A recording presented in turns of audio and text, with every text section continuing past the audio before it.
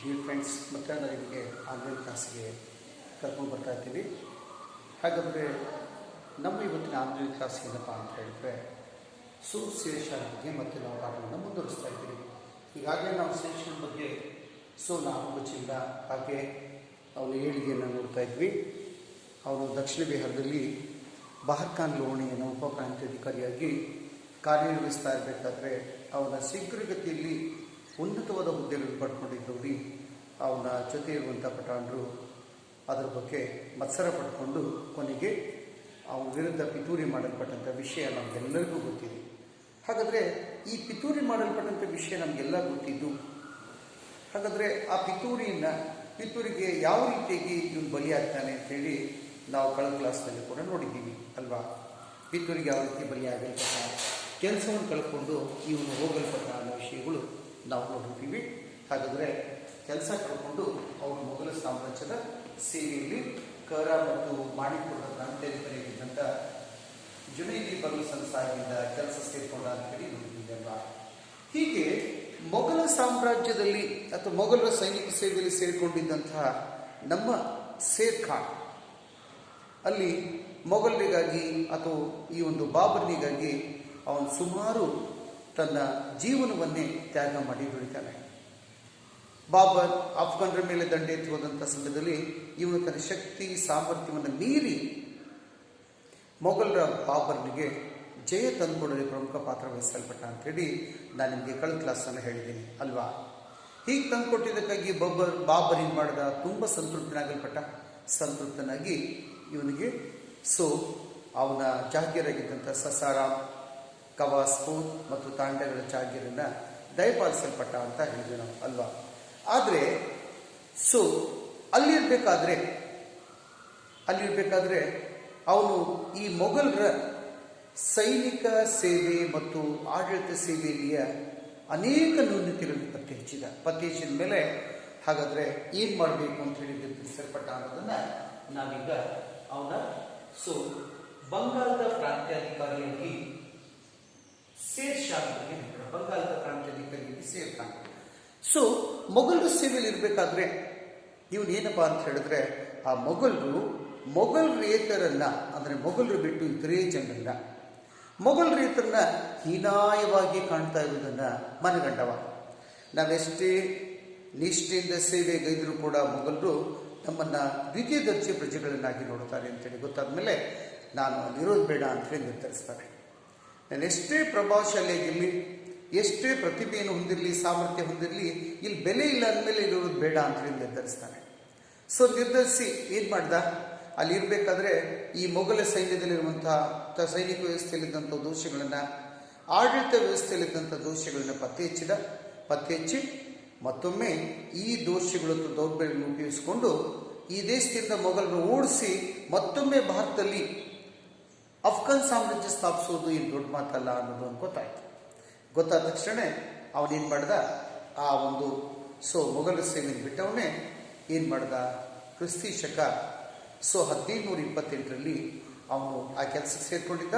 ಕೆಲವೇ ತಿಂಗಳ ಮುಗಿಸ್ಕೊಂಡು ಮೊಘಲ ಸೇವೆಯನ್ನು ಬಿಟ್ಟು ಮತ್ತೆ ದಕ್ಷಿಣ ಬಿಹಾರಕ್ಕೆ ಬರ್ತಾನೆ.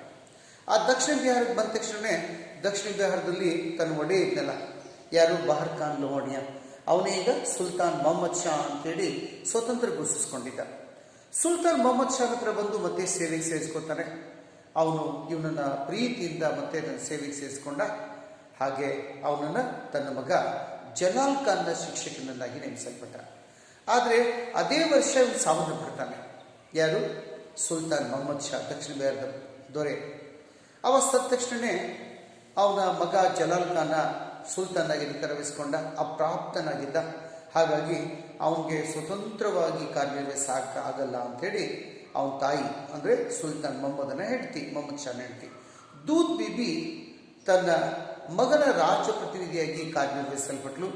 ಹಾಗೆ ರಾಜ್ಯಾಡಳಿತದ ಜವಾಬ್ದಾರಿಯನ್ನು ಈ ಶೇರ್ ಖಾನ್ಗೆ ವಹಿಸ್ತಾಳೆ. ಅವನನ್ನು ಮತ್ತೆ ದಕ್ಷಿಣ ಬಿಹಾರದ ಉಪಪ್ರಾಂತ್ಯಾಧಿಕಾರಿಯನ್ನಾಗಿ ನೇಮಿಸಿಕೊಂಡ್ಲು. ಯಾಕಂದರೆ ರಾಜ ಅಪ್ರಾಪ್ತ ವಯಸ್ಸಿನವನು, ಇವಳು ರಾಜಮಾತೆ ಹೆಣ್ಮಗಳು ಎಲ್ಲ ನಿಭಾಯಿಸೋಕ್ಕಾಗಲ್ಲ ಅಂಥೇಳಿ ಅವನ ಆಡಳಿತದ ಜವಾಬ್ದಾರಿ ಎಲ್ಲವನ್ನು ಶೇರ್ ಖಾನ್ಗೆ ವಹಿಸಿ ಅವನನ್ನು ಉಪಪ್ರಾಂತ್ಯಾಧಿಕಾರಿ ಅಥವಾ ವಕೀಲನನ್ನಾಗಿ ನೇಮಿಸಲ್ಪಟ್ಲು. ಸೊ ಉಪಪ್ರಾಂತ್ಯಾಧಿಕಾರಿಯಾಗಿದ್ದಂಥ ನಮ್ಮ ಶೇರ್ ಖಾನ್ ಏನು ಮಾಡಿದ ಅಂತ ಹೇಳಿದ್ರೆ ಕೆಲವು ದಿನಗಳಲ್ಲಿ ಆ ದಕ್ಷಿಣ ಬಿಹಾರದ ಆಡಳಿತ ವ್ಯವಸ್ಥೆಯಿಂದ ಪುನರ್ ಸಂಘಟನೆಗೊಳಪಡಿಸಿದ. ಹಾಗೆ ಆ ಸೈನಿಕ ವ್ಯವಸ್ಥೆಯಲ್ಲಿ ತರಬೇತಿ ನೀಡಿ ಸೈನಿಕ ವ್ಯವಸ್ಥೆಯನ್ನು ಪುನರ್ ಸಂಘಟನೆಗೊಳಪಡಿಸಲ್ಪಟ್ಟ. ಹೀಗೆ ಕೆಲವು ದಿನಗಳಲ್ಲಿ ಅವನ ಆಡಳಿತ ಮತ್ತು ಈ ಸೈನಿಕ ಸೇವೆಯಲ್ಲಿ ಪರಿವರ್ತನೆಗಳು ಜನಪ್ರಿಯತೆ ಹೆಚ್ಚಾಗುವಂತೆ ಮಾಡಲ್ಪಡ್ತು. ಎಷ್ಟು ಮಟ್ಟಿಗೆ ಜನಪ್ರಿಯನಾಗಲ್ಪಟ್ಟ ನಮ್ಮ ಶೇರ್ ಖಾನ್ ಅಂತ ಹೇಳಿದ್ರೆ ಇವನಿಗಾಗಿ ಪ್ರಾಣವನ್ನು ಕೊಡಲಿಕ್ಕೆ ಸಿದ್ಧವಾದಂಥ ಒಂದು ಯುವಕರ ಪಡೆಗೆ ಸಿದ್ಧ ಆಗಲ್ಪಡ್ತು. ನೋಡಿ, ಇವನಿಗಾಗಿ ತಮ್ಮ ಪ್ರಾಣ ಕೊಡಲಿಕ್ಕೆ ಸಿದ್ಧವಾದಂಥ ಒಂದು ಯುವಕರ ಪಡೆಯನ್ನು ಕೂಡ ಸಿದ್ಧ ಆಗಲ್ಪಡ್ತು. ಸೊ ಇವನು ಹೀಗೆ ಬಲಿಷ್ಠನಾಗ್ತಾ ಇರಬೇಕಾದ್ರೆ ಏನಾಯ್ತಪ್ಪ ಅಂತ ಹೇಳಿದ್ರೆ ಕ್ರಿಸ್ತ 1529 ವೇಳೆಗೆ ದೂದ್ ಬೀಬಿನೂ ಸಾವನ್ನಪ್ತಾಳೆ. ದೂದ್ ಬೀಬಿನ ಸಾವನ್ನಪ್ಪಿದ ಮೇಲೆ ಇವನು ಸುಲ್ತಾನ್ ಜಲಾಲ್ ಖಾನ್ ಅಪ್ರಾಪ್ತನಾಗಿದ್ದರಿಂದ ಇವನು ಹೆಸರಿಗೆ ಮಾತ್ರ ಸುಲ್ತಾನ್ ಆಗಲ್ಪಟ್ಟ. ಅವನನ್ನು ಹತ್ತಿಕ್ಕೆ ಎಲ್ಲ ಅಧಿಕಾರವನ್ನು ಶೇರ್ ಖಾನ್ ತನ್ನಲ್ಲಿ ಕೇಂದ್ರೀಕರಿಸಿಕೊಂಡ. ಅನಭಿಷಿಕ್ತ ದೊರೆಯಾಗಲ್ಪಟ್ಟ. ಇವನೊಬ್ಬ ಅನಭಿಷಿಕ್ತ ದೊರೆಯಾಗಲ್ಪಟ್ಟ. ಹೀಗೆ ದಕ್ಷಿಣ ಬಿಹಾರದಲ್ಲಿ ತನ್ನ ಒಂದು ಪ್ರಾಬಲ್ಯವನ್ನು ಸಾಧಿಸಿದ ಮೇಲೆ ಇದೇ ಸಮಯಕ್ಕೆ ಏನಾಗುತ್ತೆ ಅಂತ ಹೇಳಿದ್ರೆ ಕೆಲವು ದಂಡಯಾತ್ರೆಗಳನ್ನು ಮಾಡ್ತಾರೆ ದಕ್ಷಿಣ ಬಿಹಾರದ ಉಪಪ್ರಾಂತ್ಯಾಧಿಕಾರಿಯಾಗಿ. ಹಾಗೆ ಮೊದಲನೇದಾಗಿ ಆರಂಭದ ವಿಷಯಗಳು. ಇವನು ಅಧಿಕಾರ ವಹಿಸಿಕೊಂಡು ಅನಭಿಷಿಕ್ತ ದೊರೆಯಾಗಿ ಅಧಿಕಾರ ಚಲಾಯಿಸ್ತಾ ಇರಬೇಕಾದ್ರೆ ಮೊದಲನೇದಾಗಿ ಅವನು ಯಾವ ಸಮಸ್ಯೆ ಎದುರಿಸಬೇಕಾಗಿತ್ತು ಅಂತ ಹೇಳಿದ್ರೆ ಆ ಬಂಗಾಳದ ಸುಲ್ತಾನ್ ಆಗಿದ್ದಂಥ ನುಸ್ರತ್ ಖಾನ್ನ ದಾಳಿಯನ್ನು ಎದುರಿಸಬೇಕಾಯಿತು. ಯಾಕೆ ಬಿಹಾರದ ಪಕ್ಕದಲ್ಲಿ ಬಂಗಾಳ ಇದೆ. ಆ ಬಂಗಾಳದ ನುಸ್ರತ್ ಖಾನ್ ಏನಾಗಿತ್ತು ಅಂತ ಹೇಳಿದ್ರೆ ಸಾಮ್ರಾಜ್ಯ ಪಶ್ಚಿಮದಲ್ಲಿ ವಿಸ್ತರಿಸಬೇಕನ್ನೋ ಆಸೆ ಆಗಿತ್ತು. ಹಾಗಾಗಿ ಪಶ್ಚಿಮದಲ್ಲಿ ಸಾಮ್ರಾಜ್ಯ ವಿಸ್ತರಿಸಬೇಕನ್ನೋ ಆಸೆಯಿಂದಾಗಿ ಏನು ಮಾಡ್ದ, ದಕ್ಷಿಣ ಬಿಹಾರದ ಮೇಲೆ ದಾಳಿ ಮಾಡ್ತಾನೆ. ಹಾಗಾದ್ರೆ ಶೇರ್ ಖಾನ ಮೊಟ್ಟ ಮೊದಲವರೆಗೆ ಒಬ್ಬ ಸ್ವತಂತ್ರವಾಗಿ ಶತ್ರುವನ್ನು ಎದುರಿಸಬೇಕಾಗಿತ್ತು. ಅದು ಕೂಡ ದೊಡ್ಡ ರಾಜ್ಯ ಬಂಗಾಳ. ಅನಿವಾರ್ಯವಾಗಿ ಅವನು ದಾಳಿ ಮಾಡಿದ್ರಿಂದಾಗಿ ದಕ್ಷಿಣ ಬಿಹಾರದ ಮೇಲೆ ದಾಳಿ ಸಂಭವಿಸಿದ್ದಕ್ಕಾಗಿ ಅನಿವಾರ್ಯವಾಗಿ ಶೇರ್ ಖಾನ ಆ ದಾಳಿಯನ್ನು ಎದುರಿಸಬೇಕಾಯಿತು. ಬರೀ ಎದುರಿಸೋದಷ್ಟೇ ಅಲ್ಲ, ಶತ್ರು ನುಸ್ರತ್ ಖಾನ್ ಸೋಲಿಸಿ ಅವನು ಹಿಮ್ಮೆಟ್ಟಿಸಲ್ಪಟ್ಟ, ಜಯವನ್ನು ಪಡೆಯಲ್ಪಟ್ಟ. ಈ ಒಂದು ಜಯ ಬಂಗಾಳದಂಥ ದೊಡ್ಡ ರಾಜ್ಯದ ದೊರೆಯ ಮೇಲೆ ಪಡೆಯಲ್ಪಟ್ಟಂಥ ಜಯ ಅವನಲ್ಲಿ ಆತ್ಮವಿಶ್ವಾಸ ಹೆಚ್ಚಾಗಲ್ಪಡ್ತು. ಹಾಗೆ ಮಹತ್ವಾಕಾಂಕ್ಷೆ ಕೂಡ ಹೆಚ್ಚಾಗಲ್ಪಡ್ತು. ಹಾಗೆ ನೆಕ್ಸ್ಟ್ ಅವನು ಚುನಾರ್ ಕೋಟೆ ಕೈವಶ. ಕ್ರಿಸ್ತ 1530 ಏನು ಮಾಡ್ದ ಅಂತ ಹೇಳಿದ್ರೆ ಚುನಾರ್ ಕೋಟೆಯಲ್ಲಿದ್ದಂಥ ತಾಜ್ ಖಾನ್ ಎಂಬ ಮೊಘಲರ ಪ್ರಾಂತ್ಯಾಧಿಕಾರಿ ಇದ್ದ. ಎಲ್ಲಿ? ಚುನಾರ್ ಕೋಟೆ.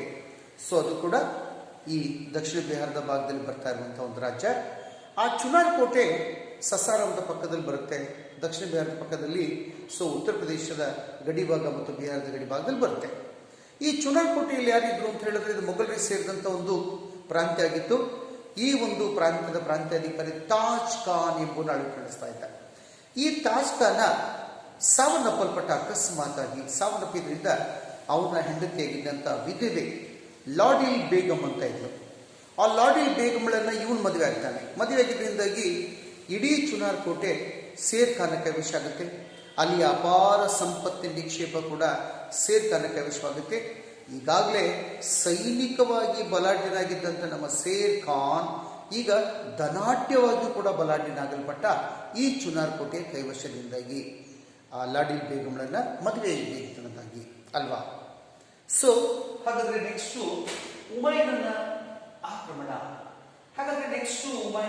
ನೋಡ್ತಾರೆ. ನೋಡಿ, ಆ ಚುನಾರ್ ಕೋಟೆ ಏನಾಗಿತ್ತು, ಮೂಲತಃ ಮೊಘಲರಿಗೆ ಸೇರಿತ್ತು ಅಂತ ನಾನು ಹೇಳಿದ್ದೀನಿ. ಮೊಘಲರಿಗೆ ಸೇರಿದಂಥ ಆ ಪ್ರಾಂತ್ಯವನ್ನು ವಶಪಡಿಸ್ಕೊಂಡ ಅಂತ ಹೇಳಿದ್ರೆ ಹುಮಾಯೂನ್ ಸುಮ್ಮನೆ ಕುಂದಿರ್ತಾನ. ಇಷ್ಟೊತ್ತಲ್ಲ ಹುಮಾಯೂನ್ ಬಂದಿದ್ದ. ಹುಮಾಯೂನ್ ಏನು ಮಾಡ್ದ ಅಂತ ಹೇಳಿದ್ರೆ ಇವನಿಗೆ ಸರಿಯಾಗಿ ಪಾಠ ಕಲಿಸ್ಬೇಕು. ನನ್ನ ಪ್ರಾಂತ್ಯದ ಒಂದು ಭಾಗವನ್ನು, ನನ್ನ ಸಾಮ್ರಾಜ್ಯದ ಒಂದು ಭಾಗವನ್ನು ವಶಪಡಿಸ್ಕೊಂಡಿದ್ದಾನೆ, ಇವನಿಗೆ ಸರಿಯಾಗಿ ಪಾಠ ಕಲಿಸ್ಬೇಕು ಅಂತೇಳಿ ಅವನೇನು ಮಾಡ್ದ, ಸೈನ್ಯ ಸಮೇತವಾಗಿ ಚುನಾರ್ ಕೋಟೆ ಮೇಲೆ ಮುತ್ತಿಗೆ ಹಾಕ್ತಾನೆ. ಕ್ರಿಸ್ತ 1531 ಅವನು ಚುನಾರ್ ಕೋಟೆ ಮೇಲೆ ಮುತ್ತಿಗೆ ಹಾಕ್ತಾನೆ. ಹುಮಾಯೂನ್ ಚುನಾರ್ ಕೋಟೆ ಮೇಲೆ ಮುತ್ತಿಗೆ ಹಾಕಿದ. ಹುಮಾಯೂನ್ 31 ಚುನಾರ್ ಕೋಟೆ ಮುತ್ತಿಗೆ ಹಾಕಿ ಶೇರ್ ಖಾನನಿಗೂ ಹುಮಾಯೂನ್ ಮಧ್ಯೆ ಯುದ್ಧ ಆರಂಭ ಆಯಿತು. ಆದರೆ ಶೇರ್ ಖಾನ್ನ ಅದೃಷ್ಟ ಚೆನ್ನಾಗಿತ್ತು. ಯಾಕೆ ಅಂತ ಹೇಳಿದ್ರೆ ಈ ಬಿಹಾರದಲ್ಲಿರುವಂಥ ಚುನಾರ್ ಕೋಟೆ, ಬಿಹಾರ ಮತ್ತು ಉತ್ತರ ಪ್ರದೇಶದ ಗಡಿಭಾಗದಲ್ಲಿರುವಂಥ ಚುನಾರ್ ಕೋಟೆಯಲ್ಲಿ ಯುದ್ಧ ನಡೀತಾ ಇರಬೇಕಾದ್ರೆ ಹುಮಾಯೂನ್ ಮತ್ತು ಶೇರ್ ಖಾನ್ ಮಧ್ಯೆ ಯುದ್ಧ ನಡೀತಾ ಇರಬೇಕಾದ್ರೆ ಈ ಪಶ್ಚಿಮದಲ್ಲಿ ಗುಜರಾತ್ ಇದೆಯಲ್ಲ, ಆ ಗುಜರಾತ್ನಲ್ಲಿರುವಂತಹ ಬಹದ್ದೂರ್ ಶಾ ಎಂಬ ದೊರೆ ಅವನೇನ್ ಮಾಡ್ದ, ಇದು ಒಳ್ಳೆ ಸಮಯ ಅಂತೇಳಿ ಅವನು ಸಾಮ್ರಾಜ್ಯ ವಿಸ್ತರಣೆ ಮಾಡ್ತಾ ಮಾಡ್ತಾ ಮೊಘಲ ಸಾಮ್ರಾಜ್ಯದ ಮೇಲೆ ದಾಳಿ ಮಾಡೋಕ್ಕೆ, ಮೊಘಲ್ ರಾಜಧಾನಿಯಾಗಿದ್ದಂಥ ಆಗ್ರಾ ಮತ್ತು ದೆಹಲಿಗಳ ಮೇಲೆ ದಾಳಿ ಮಾಡೋಕ್ಕೆ ಅವನು ಮುನ್ನುಗ್ಗಲ್ಪಟ್ಟ. ಆಗ ರಾಜಧಾನಿ ಉಳಿಸ್ಕೊಳ್ಳೋದು ಮುಖ್ಯ ಆಗಿದ್ದರಿಂದ ಹುಮಾಯೂನ್ ಲಘು ಬಗೆಯಿಂದ ಶೇರ್ ಖಾನ್ ಜೊತೆ ಯುದ್ಧ ಮಾಡೋದು ಬಿಟ್ಟು ಏನು ಮಾಡ್ದ, ಇವನು ಆ ಸಮಯಕ್ಕೆ ಶೇರ್ ಖಾನ್ ತೋರಿಕೆಗೆ ಅಥವಾ ನಾಟಕ ಶರಣಾಗತಿ ಆಗಲ್ಪಟ್ಟ. ಇವನ ಶರಣಾಗತಿಯನ್ನು ಒಪ್ಕೊಂಡು ಮತ್ತೆ ಯುದ್ಧ ಸಂಭವಿಸ್ತಿಲ್ಲ. ಹಾಗೆ ಚುನಾರ್ ಕೋಟೆಯನ್ನು ಹುಮಾಯೂನ್ ಶೇರ್ ಖಾನ್ಗೆ ಬಿಟ್ಕೊಟ್ಬಿಡ್ತಾನೆ. ಇದಕ್ಕೆ ಪ್ರತಿಯಾಗಿ ಶೇರ್ ಖಾನ 500 ಅಶ್ವಪಡೆಗಳನ್ನು ಒಳಗೊಂಡಂತೆ ತನ್ನ ಮಗ ಕುತುಬ್ ಖಾನ್ನ ನಾಯಕತ್ವದಲ್ಲಿ ಹುಮಾಯೂನ್ ಸೇವೆಗೆ ಸೈನ್ಯವನ್ನು ಕಳಿಸ್ಕೊಡ್ತಾರೆ. ಹೀಗೆ ಏನಾಯಿತು ಅಂತ ಹೇಳಿದ್ರೆ ಶೇರ್ ಖಾನ ಹುಮಾಯೂನ್ ದಾಳಿಯಿಂದ ತಪ್ಪಿಸ್ಕೊಳ್ತಾನೆ. ಏನು ವಿಶೇಷ. ಹಾಗಾದ್ರೆ ನೆಕ್ಸ್ಟು ಬಂಗಾಳದ ದೊರೆಯೊಡನೆ ಸಂಘರ್ಷ. 1734-37 ಬಂಗಾಳದ ದೊರೆಯೊಡನೆ ಸಂಘರ್ಷ. ಸೊ ಶೇರ್ ಖಾನ ಮತ್ತು ಹುಮಾಯೂನ್ ಮಧ್ಯೆ ಯುದ್ಧ ನಡೀತಾ ಇರಬೇಕಾದ್ರೆ, ಶೇರ್ ಖಾನ್ ಮತ್ತೆ ಹುಮಾಯೂನ್ ಮಧ್ಯೆ ಯುದ್ಧ ನಡೀತಾ ಇರಬೇಕಾದ್ರೆ ಈ ಬಂಗಾಳದ ದೊರೆ ಇದ್ನಲ್ಲ, ಯಾರು, ನುಸ್ರತ್ ಶಾ, ಅವನೇ ನುಸ್ರತ್ ಖಾನ್ ಅಥವಾ ನುಸ್ರತ್ ಶಾ, ಅವನೇ ಮೊಹಮ್ಮದ್ ಶಾ ಅಂತ ಹೆಸರಿಟ್ಕೊಂಡಿದ್ದ, ಬಿರುದಿಟ್ಕೊಂಡಿದ್ದ. ಅವನೇನ್ ಮಾಡ್ದ ಅಂತ ಹೇಳಿದ್ರೆ, ಇಲ್ಲಿ ಚುನಾರ್ ಕೋಟೆಯಲ್ಲಿ ಹುಮಾಯೂನ್ ಮತ್ತು ಶೇರ್ ಖಾನ್ ಮಧ್ಯೆ ಯುದ್ಧ ನಡೀತಾ ಇರಬೇಕಾದ್ರೆ ಇಬ್ಬರ ಜಗಳದಲ್ಲಿ ಮೂರನೇದವನಿಗೆ ಲಾಭ ಅನ್ನೋ ರೀತಿಯಲ್ಲಿ ಇವನು ಚುನಾರ್ ಕೋಟೆ ದಕ್ಷಿಣ ಬಿಹಾರದ ಮೇಲೆ ದಾಳಿ ಮಾಡ್ದ. ದಕ್ಷಿಣ ಬಿಹಾರ ಬಿಟ್ಟು ಆ ಕಡೆ ಇದ್ದ ಚುನಾರ್ ಕೋಟೆಯಲ್ಲಿ ಶೇರ್ ಖಾನ್ ದಕ್ಷಿಣ ಬಿಹಾರದ ಮೇಲೆ ದಾಳಿ ಮಾಡಿ ಕೆಲವು ಪ್ರದೇಶಗಳನ್ನು ವಶಪಡಿಸಿಕೊಂಡು ಲೂಟಿ ಮಾಡ್ಕೊಂಡು ಹೋಗ್ತಾನೆ. ಹಾಗಾದ್ರೆ ಶೇರ್ ಖಾನ್ ಬಗ್ಗೆ ವಿರೋಧಿ ಒಂದು ಕೃತ್ಯವನ್ನು ಎಸಗಲ್ಪಟ್ಟಿದ್ದ ತಾನೆ. ಅದಕ್ಕಾಗಿ ಚುನಾರ್ ಕೋಟೆಯ ಸಮಸ್ಯೆ ಮುಗಿದ ತಕ್ಷಣ ಶೇರ್ ಖಾನ್ ಏನ್ ಮಾಡ್ದ, ಇವನಿಗೆ ಸರಿಯಾದ ಪಟ ಕಲಿಸ್ಬೇಕು ಬಂಗಾಳದ ದೊರೆಗೆ ಅಂತೇಳಿ ಸೈನ್ಯ ಸಮೇತವಾಗಿ ಬಂಗಾಳದ ಮೇಲೆ ದಾಳಿ ಮಾಡ್ತಾನೆ. ಬಂಗಾಳದ ಮೇಲೆ ದಾಳಿ ಮಾಡಿದ್ಮೇಲೆ ಸೊ ಏನಾಗುತ್ತೆ, ಕ್ರಿಸ್ತ 1534 ಸೂರಜ್ಗಢ ಎಂಬಲ್ಲಿ ನಡೆಯುತ್ತೆ. ಈ ಸೂರಜ್ಗಢ ಕಾಲದಲ್ಲಿ ಸೂರಜ್ಗಢ ಕಾಲದಲ್ಲಿ ನಡೆಯುತ್ತೆ. ಈ ಸೂರಜ್ಗಢ ಕಾಲದಲ್ಲಿ ಏನಾಗುತ್ತೆ ಅಂತ ಹೇಳಿದ್ರೆ, ಸೊ ಬಂಗಾಳದ ಸುಲ್ತಾನ ಸೋತು ಓಡೋಗ್ತಾನೆ. ಓಡಿದ್ಮೇಲೆ ಆ ಯುದ್ಧರಂಗದಲ್ಲಿ ಶೇರ್ ಖಾನ್ಗೆ ಅಪಾರ ಸಂಪತ್ತು ಕೈವಶ ಆಗುತ್ತೆ. ಹಾಗೆ ಅವನ ಪಿರಂಗಿಗಳಿಂದ ಕೂಡಿದಂಥ ಬಂಡಿ ಸಾಲುಗಳು ಕೂಡ ಕೈವಶ ಆಗುತ್ತೆ. ಅಲ್ಲಿವರೆಗೂ ಶೇರ್ ಖಾನಲ್ಲಿ ಪಿರಂಗಿ ಪಡೆ ಇರಲಿಲ್ಲ. ಆದರೆ ಬಂಗಾಳದ ದೊರೆಯನ್ನು ಸೋಲಿಸಿದ ಮೇಲೆ ಅವನೆಲ್ಲ ಪಿರಂಗಿ ಪಡೆ ಯಾರಿಗೆ ಸಿಕ್ತು ಅಂದರೆ ಶೇರ್ ಖಾನ್ಗೆ ಸಿಗಲ್ಪಡ್ತು. ಹೀಗೆ ಈ ಸೂರಜ್ಗಢ ಕಾಲದ ಶೇರ್ ಖಾನ್ನ ಜೀವನದಲ್ಲಿ ಅನೇಕ ಬದಲಾವಣೆಗಳಿಗೆ ಕಾರಣ ಆಗಲ್ಪಡ್ತು. ಪಿರಂಗಿ ಪಡೆ ಸಿಕ್ತು. ಹಾಗೆ ಈ ಒಂದು ಬಂಗಾಳದ ಸುಲ್ತಾನಿಂದ ಅಪಾರ ಸಂಪತ್ತು ಕೂಡ ಯುದ್ಧರಂಗದಲ್ಲಿ ಸಿಗಲ್ಪಡ್ತು. ಸಿಕ್ಕ ಮೇಲೆ ಅಲ್ಲಿಗೇನೆ ತೃಪ್ತಿ ಪಡಲಿಲ್ಲ ನಮ್ಮ ಶೇರ್ ಖಾನ್. ಮುಂದಕ್ಕೆ ಮತ್ತೆ ಪದೇ ಬಂಗಾಳದ ಮೇಲೆ ದಾಳಿ ಮಾಡಿ ಆ ಬಂಗಾಳದ ಸುಲ್ತಾನ ಮೊಹಮ್ಮದ್ ಶಾನನ್ನ ಪದೇ ಸೋಲಿಸಿ ಅಪಾರ ಸಂಪತ್ತನ್ನು ಲೂಟಿ ಮಾಡ್ಕೊಂಡು ಬಂದ. ಸೊ ಇವನ್ ದಾಳಿ ಹೆಚ್ಚಾದಂತೆ ಸುಲ್ತಾನ ಮೊಹಮ್ಮದ್ ಶಾನ್ಗೂ ತಡ್ಕೊಳಕ್ಕಾಗಲಿಲ್ಲ. ಇವನ್ ದಾಳಿಯಿಂದ ನಾನು ಹೇಗಾದ್ರೂ ಬಚಾವ್ ಆಗಬೇಕು, ಸೇಫ್ ಆಗಬೇಕು ಅಂತ ಹೇಳಿ ಏನು ಮಾಡ್ದ, ಇದಕ್ಕೊಂದೇ ದಾರಿ ಇರೋದು ಯಾರು ಅಂದರೆ ಹುಮಾಯೂನಿಗೆ ಸಹಾಯ ಕೇಳೋಣ ಅಂತೇಳಿ ಹುಮಾಯೂನಿಗೆ ಹೋಗಿ ಸಹಾಯ ಕೇಳ್ತಾನೆ. ನನಗೆ ಶೇರ್ ಖಾನಿಂದ ಮುಕ್ತಿಗೊಳಿಸಿ ಅಂತೇಳಿ ಹುಮಾಯೂನಿಗೆ ಸಹಾಯ ಕೇಳ್ತಾನೆ. ಸೊ ಹುಮಾಯೂನ ಇವನ ಮೇಲೆ ದಾಳಿ ಮಾಡೋಕ್ಕೆ ಬರಬೇಕನ್ನೋದ್ರಲ್ಲಿ ಮತ್ತೇನು ಮಾಡ್ದ ಅಂತ ಹೇಳಿದ್ರೆ, ಶೇರ್ ಖಾನ ಮತ್ತೊಮ್ಮೆ ಬಂಗಾಳದ ಮೇಲೆ ದಾಳಿ ಮಾಡಿ ಬಂಗಾಳದ ರಾಜಧಾನಿ ಗೌರನ್ನ ಮುತ್ತಲ್ಪಟ್ಟ. ಗೌರನ್ ಮುತ್ತಿ ಅಪಾರ ಸಂಪತ್ತನ್ನು ಲೂಟಿ ಮಾಡ್ತಾನೆ. ಎಷ್ಟರಲ್ಲಿ ಕ್ರಿಸ್ತ 1538 ಮತ್ತೊಂದು ದಾಳಿ ಮಾಡಿ ಅಪಾರ ಸಂಪತ್ತನ್ನು ಲೂಟಿ ಮಾಡಿ ಅವನು ಅಲ್ಲೇ ಗೌರದಲ್ಲಿ ಉಳಿಯಲ್ಪಟ್ಟು ಸಂಪತ್ತನ್ನು ಲೂಟಿ ದಿನನಿತ್ಯ ನಡೆಸಲ್ಪಟ್ಟ. ಹಾಗಾದ್ರೆ ನೆಕ್ಸ್ಟ್ ನೋಡ್ತಾ ಇದ್ದೀವಿ ಯಾವುದು ಅಂತ ಹೇಳಿದ್ರೆ ಚೌಸಾ ಕಾಳಗ. ಸೊ ಈ ಬಂಗಾಳದ ಸುಲ್ತಾನ ಮೊಹಮ್ಮದ್ ಶಾನ ಮನವಿ ಮೇರೆಗೆ ಹುಮಾಯೂನ ಸೈನ್ಯ ಸಮೇತವಾಗಿ ಏನು ಮಾಡ್ದ, ಶೇರ್ ಖಾನ್ ಸೆದೆ ಬಿಡಬೇಕು ಅಂತ ಬಂದ. ಆದರೆ ಶೇರ್ ಖಾನ್ ಸೆದೆ ಬಿಡಬೇಕಾದ್ರೆ ಎಲ್ಲಿಗೆ ಬರಬೇಕಾಗಿತ್ತು, ನೇರವಾಗಿ ಬಂಗಾಳಕ್ಕೆ ಬರಬೇಕಾಗಿತ್ತು. ಯಾಕಂದರೆ ಬಂಗಾಳದಲ್ಲಿದ್ದಾನೆ ಶೇರ್ ಖಾನ್. ಸುಲ್ತಾನ್ ಮೊಹಮ್ಮದ್ ಶಾ ಖಾನ್ ನುಸ್ರತ್ ಖಾನ್ ಹತ್ರ ಇದ್ದಾನೆ. ಅಲ್ಲಿ ಬಂದ್ಬಿಟ್ಟು ಏನು ಮಾಡಿದೆ ಹುಮಾಯೂನ ತಪ್ಪು ಮಾಡ್ದ. ಈ ಶೇರ್ ಖಾನ್ನ ರಾಜಧಾನಿಯಾಗಿದ್ದಂಥ ಚುನಾರ್ ಕೋಟೆ ಮೇಲೆ ಮುತ್ತಿಗೆ ಹಾಕ್ತಾನೆ. ಚುನಾರ್ ಕೋಟೆ ಮೇಲೆ ಮುತ್ತಿಗೆ ಹಾಕಿ 6 ತಿಂಗಳ ಕಾಲ ಚುನಾರ್ ಕೋಟೆಯಲ್ಲಿ ಯುದ್ಧದಲ್ಲಿ ತೊಡಗಲ್ಪಟ್ಟ. ಅಲ್ಲಿ ಯಾರಿದ್ರು, ಸೊ ಶೇರ್ ಖಾನ್ನ ಮಗ ಕುತುಬ್ ಖಾನ್ ಇದ್ದ. ಈ ಕುತುಬ್ ಖಾನ್ ಏನು ಮಾಡ್ದ ಅಂತ ಹೇಳಿದ್ರೆ 6 ತಿಂಗಳ ಕಾಲ ಪ್ರಬಲವಾದ ಪ್ರತಿಭಟನೆ ತೋರಿಸಿದ. 6 ತಿಂಗಳು ಏನಾಯಿತು ಅಂದರೆ ಬಂಗಾಳದಲ್ಲಿದ್ದಂಥ ಶೇರ್ ಖಾನ್ಗೆ ಒಳ್ಳೆಯ ಸದಾವಕಾಶ ಸಿಕ್ತು. ಅವ ಇನ್ನೂ 6 ತಿಂಗಳ ಅಪಾರ ಸಂಪತ್ತನ್ನು ಲೂಟಿ ಮಾಡಿಕೊಂಡು ಏನು ಮಾಡ್ದ, ರೆಡಿ ಮಾಡ್ಕೊಂಡು ಗಂಟು ಮುಟ್ಟೆ ಕಟ್ಕೊಂಡು ರೆಡಿ ಇಟ್ಕೊಂಡ. ಸೊ ಯಾವಾಗ ಚುನಾರ್ಕೋಟೆ ಕೈವಶವಾಯಿತು ಹುಮಾಯೂನ್ಗೆ, 6 ತಿಂಗಳಾದಮೇಲೆ ನೇರವಾಗಿ ಬಂಗಾಳದ ರಾಜಧಾನಿ ಗೌರಿಗೆ ಬರ್ತಾನೆ. ಅವ ಮೇಲಿಂದ ಸೀದಾ ಗೌರಿ ಬಂದ, ಉತ್ತರ ಬಿಹಾರದಿಂದ. ಸೊ ನೆಕ್ಸ್ಟು ಬಂಗಾಳಕ್ಕೆ ಬಂದ. ಇವನೇನು ಮಾಡ್ದ, ಅವ್ನು ಬರಕತ್ತಿದ್ದು ನೋಡಿ ಬಂಗಾಳದ ರಾಜಧಾನಿ ಗೌರ್ನಲ್ಲಿದ್ದಂಥ ಈ ಶೇರ್ ಖಾನ ಎಲ್ಲ ಸಂಪತ್ತನ್ನು ಮೂಟೆ ಕಟ್ಕೊಂಡು ತಗೊಂಡು ಅವ ದಕ್ಷಿಣ ಬಂಗಾಳದಿಂದ ದಕ್ಷಿಣ ಬಿಹಾರಕ್ಕೆ ಬಂದ್ಬಿಡ್ತಾ. ಉತ್ತರದಿಂದ ಹೋದ, ಇವ ಕೆಳಗಿಂದ ಈ ಕಡೆ ಬಂದು ಎಲ್ಲಿಗೆ ಬಂದ, ಚುನಾರ್ಕೋಟೆಗೆ ಹೋಗಲಿಲ್ಲ. ಚುನಾರ್ಕೋಟೆ ಪಕ್ಕದಲ್ಲಿದ್ದಂಥ ರೋಹತಾಸ್ಗಢಕ್ಕೆ ಬಂದು ಎಲ್ಲ ಸಂಪತ್ತನ್ನು ಕೂಡಿಟ್ಟ. ಸರಿ, ಅಲ್ಲಿ ಹೋದ್ಮೇಲೆ ಹುಮಾಯೂನ್ ಹೋದ್ನಲ್ವಾ ಎಲ್ಲಿಗೆ, ಬಂಗಾಳದ ರಾಜಧಾನಿ ಗೌರಿಗೆ ಹೋದ.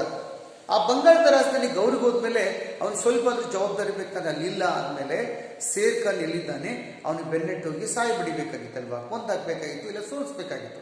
ಅದೆಲ್ಲ ಬಿಟ್ಟು ಏನು ಮಾಡ್ದ, ಇವ್ನು ಚಾಳಿ ಇರ್ತಾರೆ, ಎಲ್ಲಿ ಹೋಗ್ತಿದ್ದ ಅಲ್ಲಿ ವಿಲಾಸಿ ಜೀವನದಲ್ಲಿ ತೊಡಗೋದು. ಸೊ ಇವಾಗ ಹೋದವನು ಏನು ಮಾಡ್ದ, ಹೋದವನೇ ವಿಲಾಸಿ ಜೀವನದಲ್ಲಿ ತೊಡಗ್ತಾನೆ. ಮದನೀಯರು ಮತ್ತು ಮಾದಕ ದ್ರವ್ಯಗಳ ಸಾಂಗತ್ಯದೊಂದಿಗೆ 8 ತಿಂಗಳುಗಳ ಅಮೂಲ್ಯವಾದ ಸಮಯವನ್ನು ಅಲ್ಲೇ ಕಳೆದ.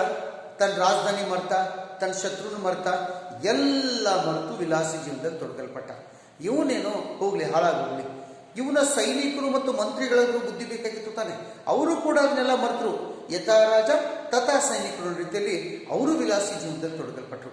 ಹೀಗಾಗಿ ಏನಾಯಿತು, ರಾಜಧಾನಿ ಆಗ್ರಾ ಮತ್ತು ಬಂಗಾಳದ ರಾಜಧಾನಿ ಗೌರ್ ಮಧ್ಯೆ ಸಂಪರ್ಕ ವ್ಯವಸ್ಥೆನೇ ಕಾಣಬೋಯಿತು. ಇದನ್ನ ಶೇರ್ ಖಾನ ಸದುಪಯೋಗ ಪಡಿಸ್ಕೊಳ್ತಾನೆ. ಹೇಗೆ ಪಡಿಸ್ಕೊಳ್ತಾನೆ ಅಂತ ಹೇಳಿ ನಾವು ಮುಂದಿನ ವಿಡಿಯೋದಲ್ಲಿ ನೋಡೋಣ. Okay, thank you.